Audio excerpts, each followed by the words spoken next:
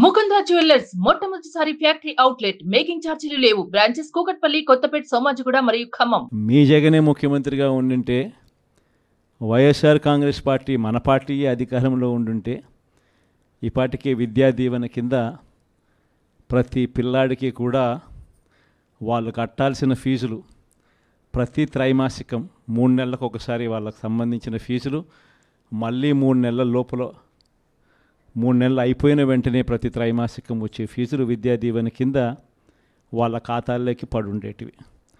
వసతి దీవెన డబ్బులు కూడా పడుండేటివి. మత్స్యకార భరోసా కూడా పడుండేటిది. వాహన మిత్ర కూడా పడుండేది. చేనేతలకు నేతన్న నేస్తం కూడా ఈ పార్టీకే పడి ఉండేది. ఇది మన 5 ఏళ్ల చరిత్ర చూస్తే ప్రతి సంవత్సరం మనం ఈ ఆగస్టు నెలాఖరు లోపల ఇవన్నీ కూడా రొటీన్గా సాదాసీదాగా మామూలుగా ఎవరి చుట్టూ తిరగాల్సిన అవసరం లేకుండా మామూలుగా జరుగుతూ పోయేటివి.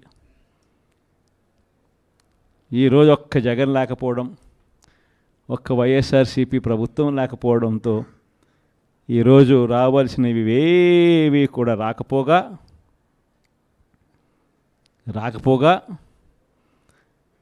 ఇంటికే వచ్చి తలుపు తట్టి చిక్కటి చిరునవ్వుతో ఇచ్చే పరిస్థితులు కూడా పోయింది.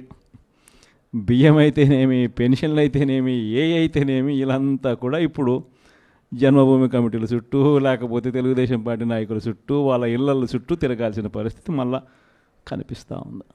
ఇచ్చిన ప్రతి మాట కూడా మోసం చంద్రబాబు నాయుడు చేస్తూ ఉన్నది అనేది తేట తెల్లంగా తెలిసిపోయే విధంగా తన పాలన సాగుతూ ఉంది. ప్రతి అడుగులోనూ మోసమే కనిపిస్తూ ఉంది. పిల్లలకైతే మొన్నటిదాకా ఇంగ్లీష్ గవర్నమెంట్ బడులలో టోఫుల్ ఒక పీరియడ్గా బోధన జరుగుతూ ఉండేది.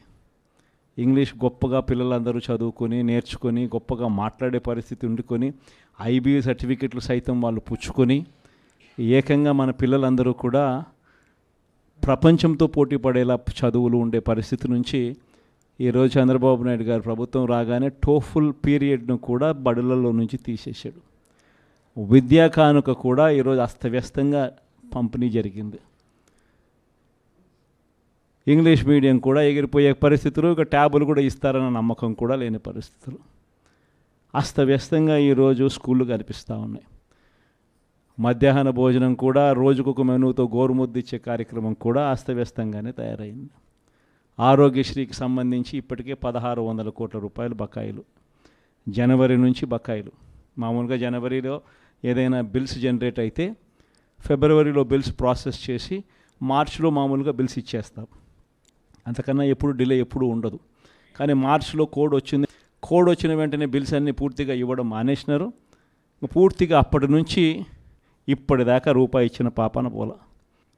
ప్రతిదీ కూడా వ్యవసాయం అయితేనేమి, హెల్త్ అయితేనేమి, ఎడ్యుకేషన్ అయితేనేమి, గవర్నెన్స్ అయితేనేమి, డెలివరీ అయితేనేమి, ఇంటికే వచ్చి డెలివరీ అయితేనేమి అన్నీ కూడా అస్తవ్యస్తంగా కనిపిస్తూ ఉన్నాయి.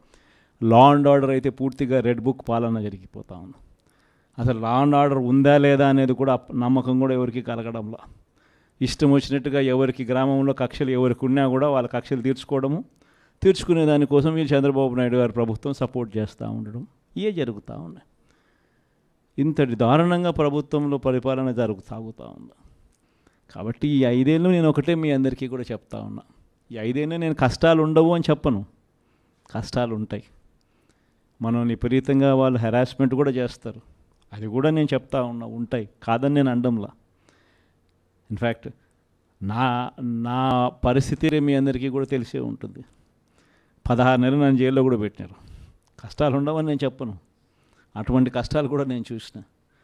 కానీ ఏమైంది, కష్టాలు అనేటివి ఎప్పుడు ఎల్లకాలం ఉండవు. ఒక చీకటి వచ్చిన తర్వాత వెలుతురు రావడం అన్నది దేవుడు క్రియేట్ చేసిన సృష్టిలో ఖచ్చితంగా జరగాల్సిన కార్యక్రమం. కాబట్టి కష్టాలు ఎక్కువ రోజులు ఉండవు. ఒక రాత్రి వచ్చిన తర్వాత ఒక పగలు రాక తప్పదు. ఈ 5 ఏళ్ళు కూడా కన్ను మూసుకుంటే అయిపోతుంది. ఎన్ని కష్టాలు వచ్చినా మళ్ళీ 5 ఏళ్ళకి 2029లో మళ్ళీ మనమే వస్తాం. మన ప్రభుత్వంలో మళ్ళీ మీరే మళ్ళీ ప్రజలకు సేవ చేసే గొప్ప పరిస్థితుల్లో మళ్ళీ మీరు నేను అందరం కూడా ఉంటాం. సుమన్ టీవీలో మీ పర్సనల్ అండ్ బిజినెస్ ప్రమోషన్స్ కోసం కింది నెంబర్కి కాంటాక్ట్ చేయండి.